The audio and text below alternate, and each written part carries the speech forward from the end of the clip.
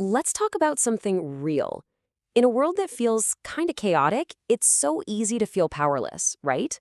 Well, today, we're going to dive into 10 powerful freedoms you always control, no matter what's going on out there. This is all about finding where your true freedom really lives. Does life ever feel like this? Like you're in a constant tug of war between the things you can control and the things you just can't.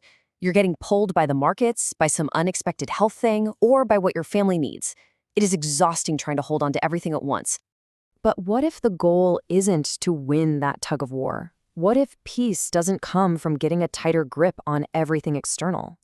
This quote kind of hits the nail on the head. It's all about shifting your focus inward to the things that are fundamentally yours. So let's explore exactly what that looks like.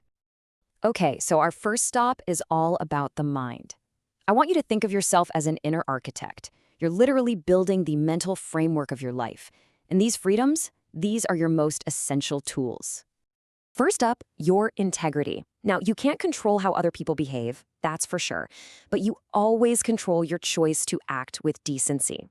And this practice, when in doubt, take the high road, it's not just about being a good person, it's a strategy. It's how you turn that foggy feeling of uncertainty into solid, real self-confidence.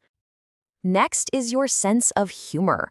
I mean, life is going to throw curveballs, we all know that, but instead of letting them knock you over, you can try this reframe. Just say to yourself, well, that'll make a good story someday. It's amazing how that simple little shift can turn fear into flexibility. This next one is huge. See, events themselves are just neutral. They're just data points. It's us, it's you who decides what they mean. You're the ultimate meaning maker in your life. So when something happens and you're confused, just asking, what might this be teaching me? That's how you take your power back. That's how wisdom starts to grow. And what about your imagination? Here's the good news. It doesn't have an expiration date. And this question right here is like a key that unlocks everything. What would I try if I wasn't worried? Answering that, man, that's how you keep your world from shrinking. It's how you stay curious and feel young no matter how old you are. All right, so we've explored the mind. Now let's move on to the freedoms of the heart. Think of these as your emotional compass, the choices that guide how you feel and how you connect with everyone around you. You know, love is your greatest wealth. It costs you absolutely nothing to give, but it compounds faster than any stock. I love this practice, give more compliments than opinions. It's so simple, right? But it's this powerful way to just put good things out into the world and totally break that illusion that there isn't enough kindness to go around. Now, before we can even talk about the freedom of forgiveness, we have to talk about the prison of resentment. And this definition is just perfect. Holding a grudge is like carrying a debt that only you are paying interest on every single day. It's this heavy emotional burden with zero return on investment. So how do you get rid of that debt? Check out this simple, powerful little visualization. Forgiveness isn't about saying what happened was okay. Not at all. It's about you deciding that you're done carrying someone else's emotional luggage around. You mentally hand it back to them, and you get to walk away so much lighter. This next freedom, it's available to you in any given second.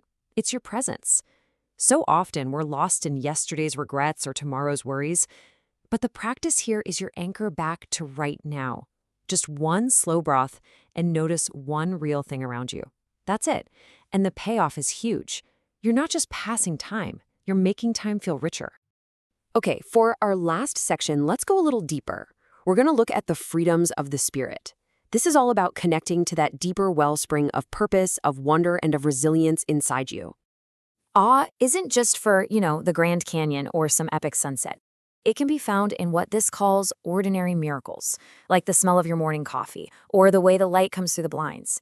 Just taking a moment to notice those things. It shrinks your stress and it shifts your whole mindset from grasping for what you want to being grateful for what you have.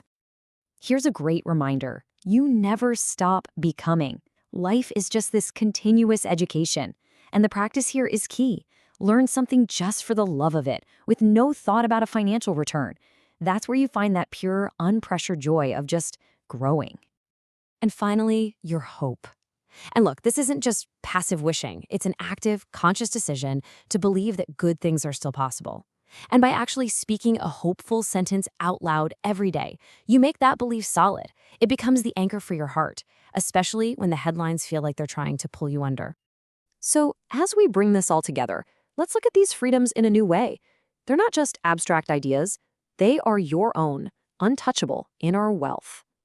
This is your portfolio of inner wealth. It includes your sense of awe, your integrity, your humor, the meaning you make, how you love, what you imagine, your willingness to forgive, your presence, your ongoing growth, and of course, your hope.